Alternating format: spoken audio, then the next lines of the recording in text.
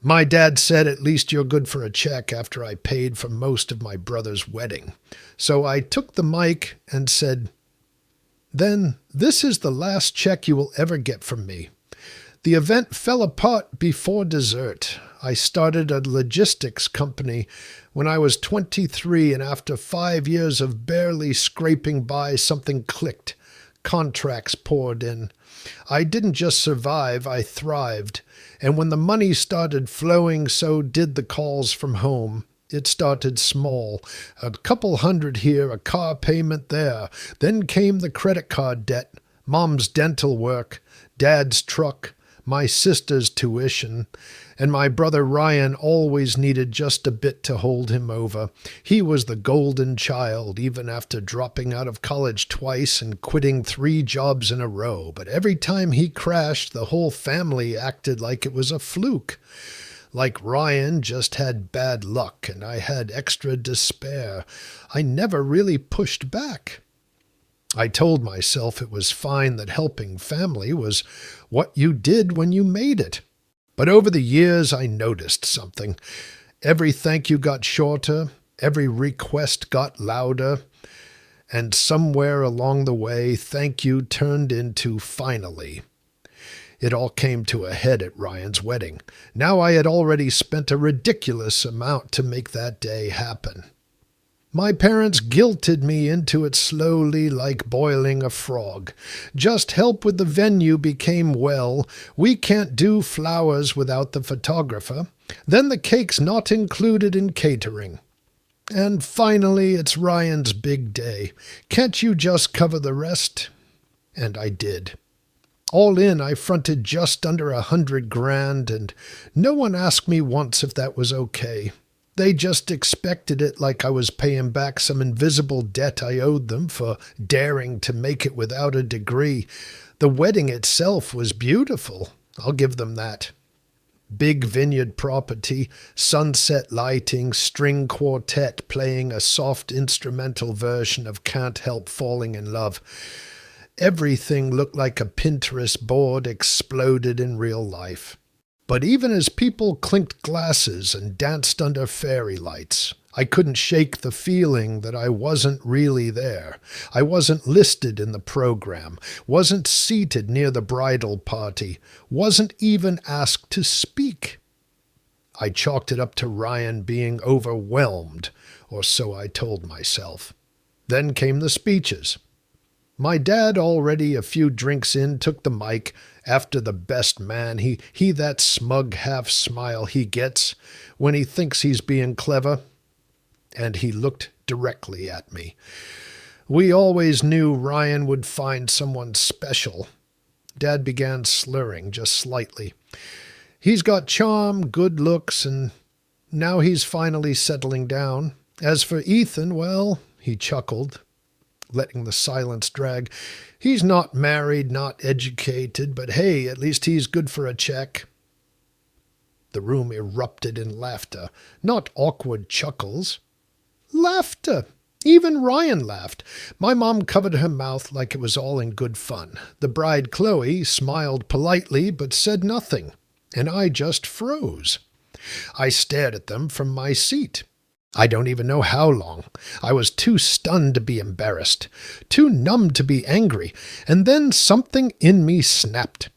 Not like a sudden outburst, but like a string being cut, quiet, final. I stood up, walked to the front, and took the mic from my dad. He tried to hand it to me like it was all just a friendly jab, but I didn't look at him. I looked at the crowd. You know what I said? Voice calm, too calm. He's right. The room quieted. I'm not married. I never got a degree. I don't have a wife or a kid, but I do have something none of you seem to care about, a spine and a memory. I turned to Ryan and Chloe. You know that $100,000 wedding gift? The one I wired for this venue, the catering, the band, the designer gown. Forget it. You could hear a fork drop. And before anyone says it was a joke, let me remind you, jokes usually come with a punchline. That was just you laughing at the guy who made this all possible. Chloe opened her mouth, probably to smooth it over, but I wasn't done. I turned to the guests. I spent the last 10 years making sure this family didn't fall apart, paid off debts, kept the lights on, covered every emergency Ryan created, and in return I got silence. I got eye rolls. I got treated like a donor instead of a brother. So enjoy the wine, the sunset, the string quartet, because this is the last check any of you will ever see from me. And then I handed the mic back to the DJ and walked out. Behind me I heard whispers. Someone gasped.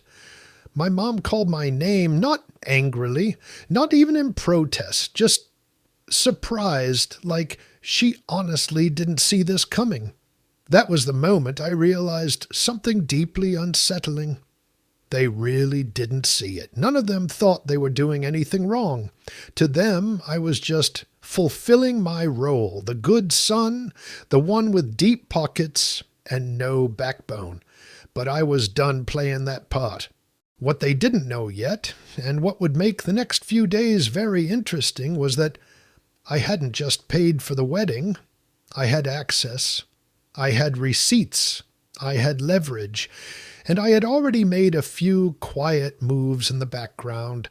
I already had a few moves planned that would leave them confused, scrambling, and forced to handle everything on their own for once.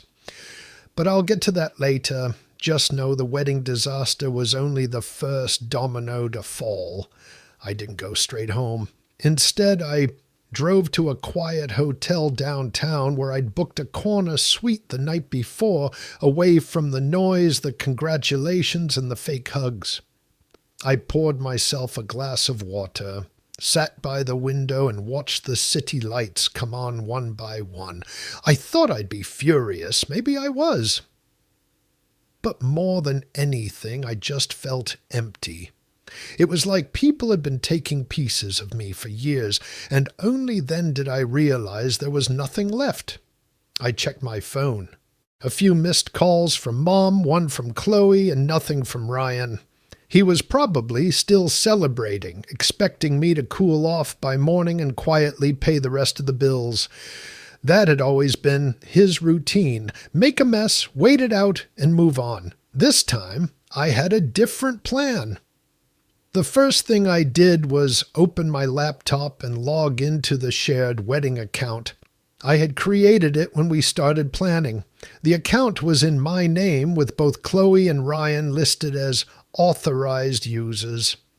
I did that because I wanted a clear paper trail. I'd covered too many family expenses with no record before. Every expense went through that account. Alyssa's dress, the venue deposit, every bouquet, every napkin, every groomsman's suit rental. I paid for all of it. But there was one thing they never realized. I didn't just fund the account. I controlled it. Every payment, every transfer, every payout needed my final approval. And I still hadn't approved the last balance, so I didn't. Instead, I froze every outgoing payment. The venue still hadn't been paid in full. Luckily for Ryan, several vendors had agreed to delayed payment because my logistics company had worked with them before. They trusted my company enough to wait up to 30 days after the wedding. They weren't waiting because they were careless. They were waiting because they trusted me. If I wasn't family anymore and was only a wallet, then we'd treat this like business. And when the respect disappeared, so did the money. I stared at the confirmation screen for almost a minute before clicking yes. The second thing I did was text my lawyer friend Victoria. She was smart, sharp, and even pettier than I was when someone pushed her too far. I told her everything. The money, the contracts, Dad's insult, and the payment freeze. She sent back a laughing emoji and replied, "Give me a day. I'll make sure this hurts them legally but politely. That was the beginning. The next morning my phone rang at 6:13. It was Mom. "Ethan, where are you?" "Ryan says something happened. He said you caused a scene." "No," I said. "Dad caused the scene." She sighed. "You know how he is. He was only joking." "Don't call me sweetie." There was a pause. "Okay. Ryan's upset. Chloe's upset. We can talk. I'm not your bank anymore." Silence. "I'm serious, Mom. I'm done. You've treated everything I've built like it belongs to the whole family, while my own life always came second to Ryan's problems." "That ends now." Her voice softened. "Are you really going to leave your brother stranded on his wedding day?" I smiled bitterly. "I already paid for the champagne. That should be enough." Then I hung up. By noon the texts started. Chloe wrote first. "Hey, Ethan, can we talk?" I didn't know he was going to say that. I'm sorry. Then Ryan finally texted. 3 words, "We need you." That was almost funny. They didn't need me the night before when everyone laughed while I stood there. They didn't need me when they left me off the seating chart. They didn't need me when they booked a $6,000 honeymoon suite in Santorini on my card. That reminded me of something else. I called the travel agency that handled their honeymoon and canceled the entire trip.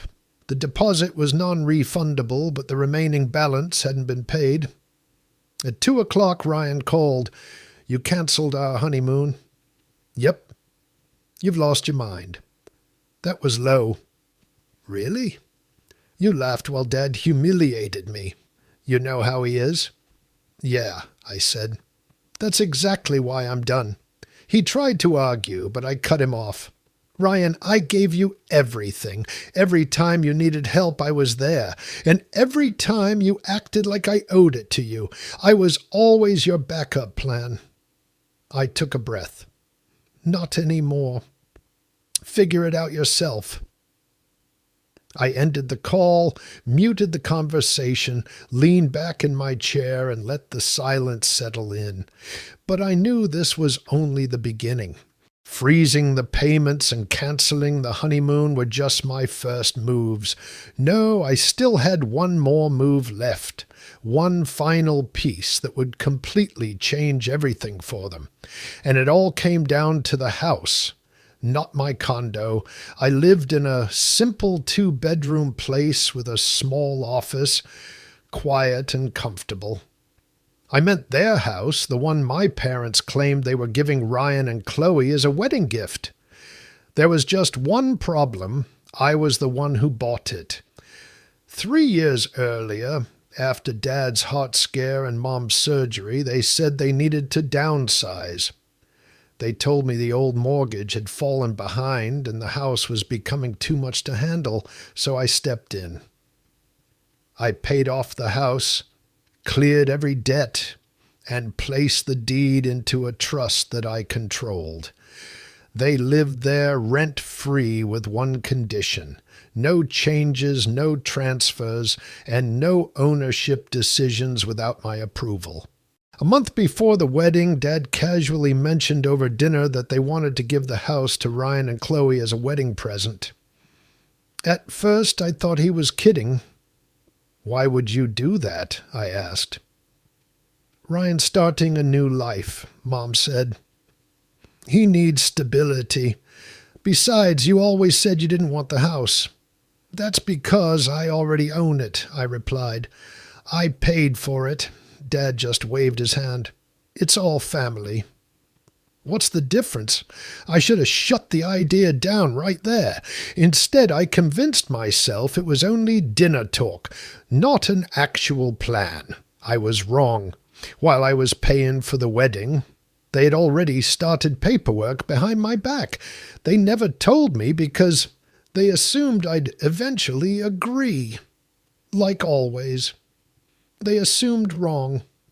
The next morning, Victoria sent me a 2-page legal summary. It clearly explained that the house belonged to the trust. that no transfer could happen without my signature, and that any attempt to do it anyway would be legally invalid and considered fraud. I forwarded the document to my parents without adding a single word. 38 minutes later, Dad called. "You think you're clever?" he snapped. "You're really going to embarrass your own family over paperwork?" "No," I answered. "You embarrassed the family last night," he sighed. "You always take everything personally." "And you never take anything seriously," I shot back. "You stood there and called me a checkbook with legs while everyone laughed. You're overreacting." "No," I said. "I'm done." Then I hung up. 10 minutes later, Mom sent a long text full of excuses and apologies. She blamed Dad's sense of humor. She said Ryan was nervous. She insisted Chloe felt terrible. She begged me not to punish everyone over one moment. I didn't answer. Instead, I called the trust manager and told him to send certified letters to my parents, Ryan and Chloe. The letters explained that the house would remain in the trust and that any attempt to transfer ownership or make changes without permission would lead to legal action. By then it wasn't only about the house. It was about making my position clear, but I still wasn't finished. Last year, Ryan came to me with another big idea. He wanted to open a gym. He had no experience, no business plan, and no investors, just confidence that I'd rescue him again.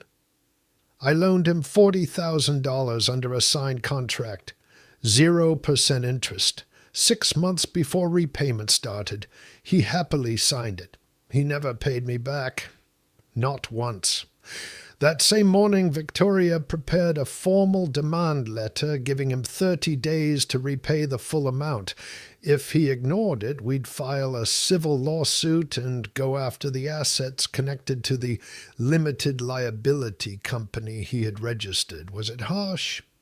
Maybe. But after years of being everyone's safety net, I finally understood something. They would never change unless they were forced to. By the end of the week, the phone calls became desperate. Chloe left me a voicemail through tears. I didn't know about the house. I didn't know about the loan. I swear I didn't. Please don't destroy our lives over one joke. Ryan is a good man. He just looks up to you. For a second, I almost believed her. Almost. Then I remembered that she laughed too. Maybe she didn't laugh as loudly as everyone else, but she laughed enough. Enough to stand with them instead of with me. That was all I needed to know, so I never replied. Instead, I called the bank and started reviewing every automatic payment tied to my accounts. One by one, I shut them down. My parents' car insurance, their utility bills, the family phone plan that covered 3 of their lines, Mom's monthly pharmacy payment, Ryan's business credit card, even Chloe's student loan, which I'd quietly been helping pay. Every single payment stopped.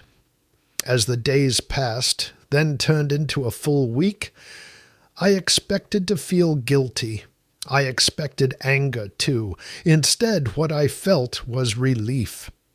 For the first time in years, I woke up without a list of requests waiting for me. I didn't tense up every time my phone buzzed.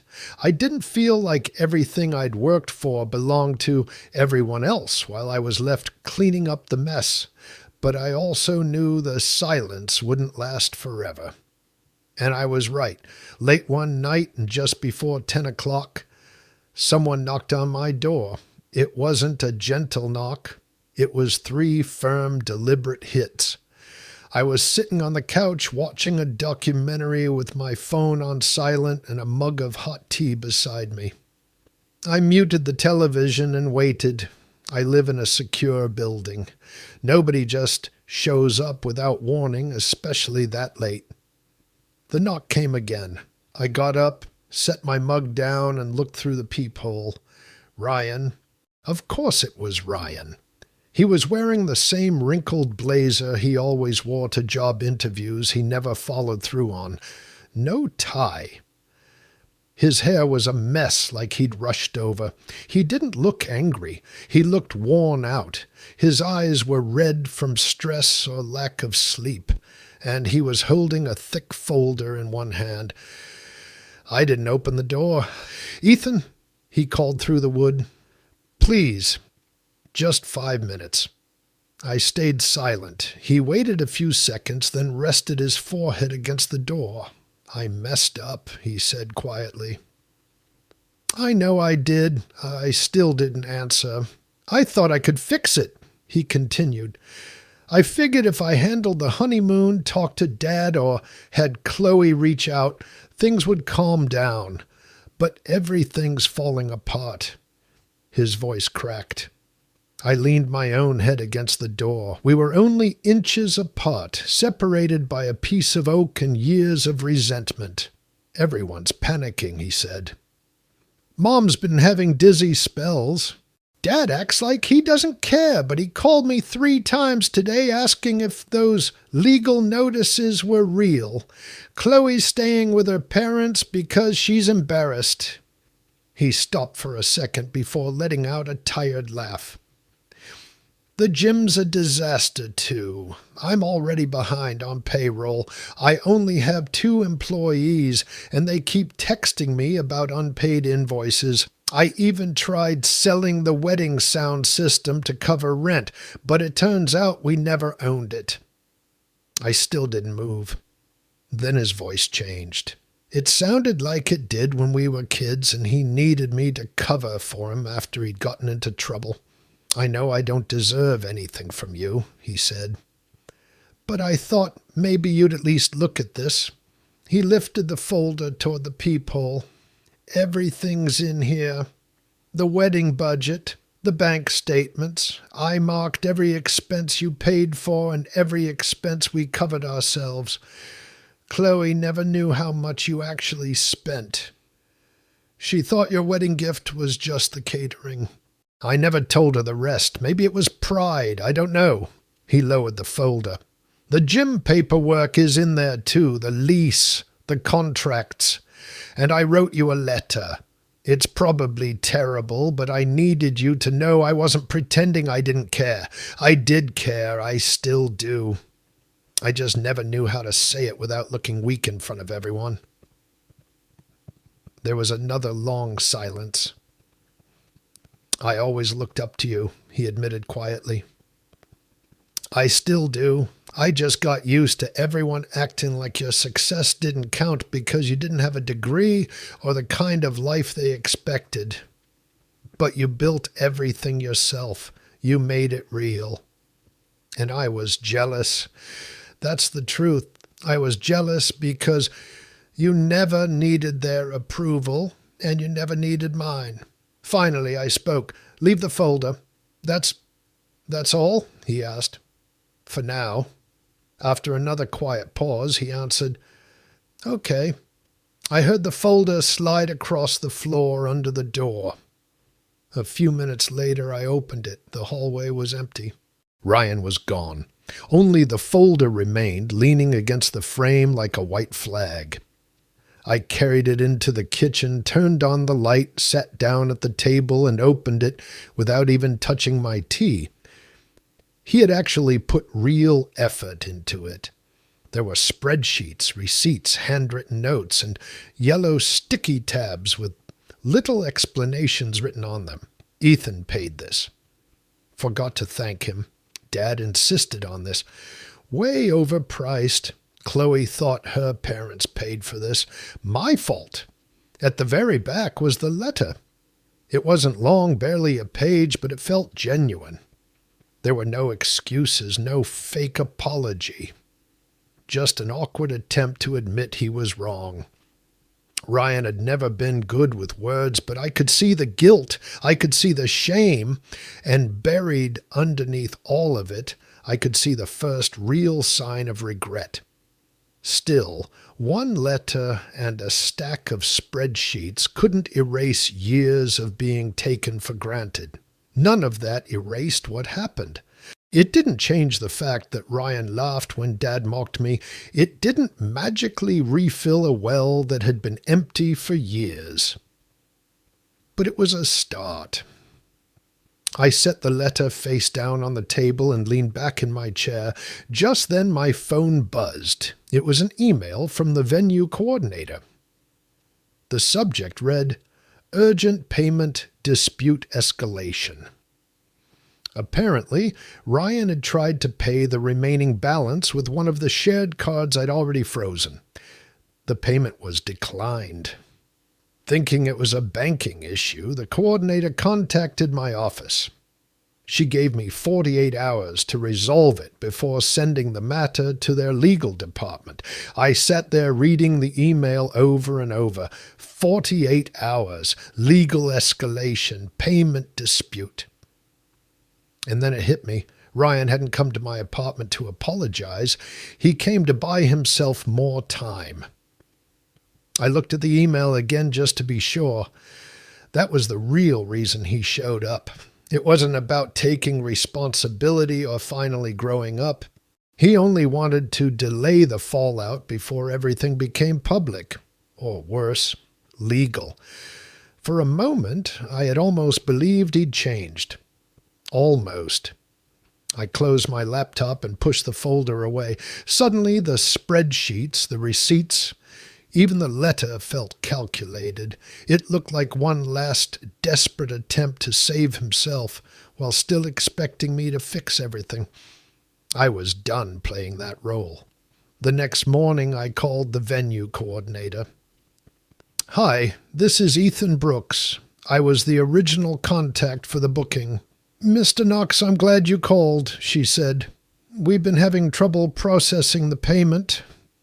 "I know," I replied, "and I'm calling to resolve it." "Great. Would you like us to run the payment again?" "No, I'm not paying it." She went quiet. "I'm officially withdrawing as the responsible party. The people who hosted the event misrepresented their financial situation. I no longer authorize that account for any wedding expenses. Please direct all future claims to Ryan Carter and Chloe Bennett. They were the primary beneficiaries, and I want my name removed from all future correspondence. Do you understand?" "Yes," she finally answered. "One more thing," I added.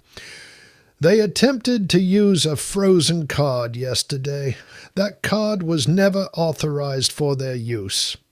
You should notify your legal department before attempting another transaction." "I'll make a note of that. Thank you. Have a good day." With that phone call, the last connection was gone. That same afternoon, I officially filed the breach of contract claim against Ryan's gym company. Victoria had everything prepared. The paperwork was complete, airtight, and ready for court. I wasn't doing it to destroy him. I was doing it because actions have consequences. I also contacted the trust manager and removed every secondary permission connected to the house. No more access. No more changes. No more discussion. The house was never going to be their wedding gift. Later that evening, I turned off my phone, poured another cup of tea, and enjoyed the silence. No calls, no texts, no guilt. 3 days went by. On the 4th day, a certified letter arrived at my office. It was from Ryan's lawyer. Well, his new lawyer. They wanted to negotiate repayment and delay the lawsuit. Victoria answered with one sentence. Full settlement required complete admission of responsibility and a public correction of every false family claim about who had funded the wedding. The response we received was nothing but insults and empty threats. That told me everything. Ryan wasn't sorry. He was scared. Before long, the rest of the family found out. Mom left me a long voicemail through tears saying I was destroying the family and that families weren't supposed to treat each other this way. Dad never called. He only sent one text. "You'll regret this someday." I never answered. Instead, I printed the message and slipped it into the folder Ryan had left me. It reminded me why I made every decision I did. Not because I was cruel, not because I wanted revenge, but because I finally accepted the truth. They weren't treating me like family. I was the one keeping everyone afloat while they stood back and expected more. For years, I kept bailing water out of a sinking ship while everyone else stayed on deck laughing. The moment I stopped, they blamed me for the flood. So I let the ship sink, and I walked away. It's been 6 months now. The lawsuit ended with a quiet settlement. Ryan sold off the gym and repaid part of what he owed. Chloe eventually left him after learning about even more lies, hidden behind the failed business and all the family drama. My parents downsized again. This time they moved into a small rental they struggled to afford. Now they pay their own utilities, their own car insurance, and their own phone bills. As for me, I'm doing better than ever. I travel, I read, I laugh at dumb movies. Some weeks my phone never rings asking for money anymore. I'm no longer just the guy who built something successful. I'm the guy who managed to keep it by finally letting go. And if you're wondering whether I regret any of it, no, I don't.